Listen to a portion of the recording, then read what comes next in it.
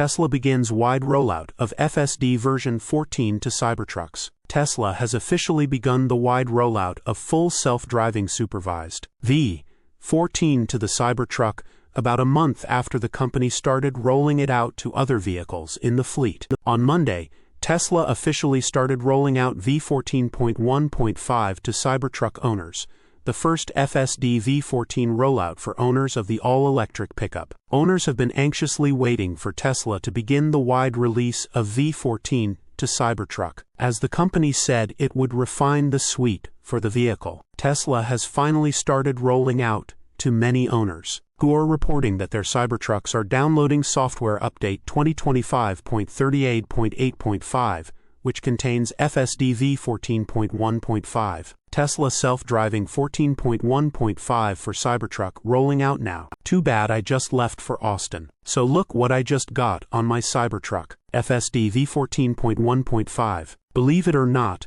Tesla Scope reported it about 5 minutes before it was visible on my app. Tesla has to be more cautious with rolling out FSD on the Cybertruck than on other vehicles for a few reasons. Initially, the Cybertruck utilizes an all-wheel steering system that turns differently than the S3XY lineup. This creates a challenge for the Tesla AI team, as they have to cater to this specific maneuvering change. Additionally, the Cybertruck is much larger, and the exterior cameras responsible for seeing the vehicle's surroundings are placed differently than those of the other vehicles. This requires additional calibration to ensure safety. The full release notes for full self-driving V14.1.5 are as follows. Added arrival options for you to select where FSD should park: in a parking lot, on the street, in a driveway, in a parking garage, or at the curbside. Added handling to pull over or yield for emergency vehicles, e.g. police cars, fire trucks, ambulances. Added navigation and routing into the vision-based neural network for real-time handling of blocked roads and detours. Added additional speed profile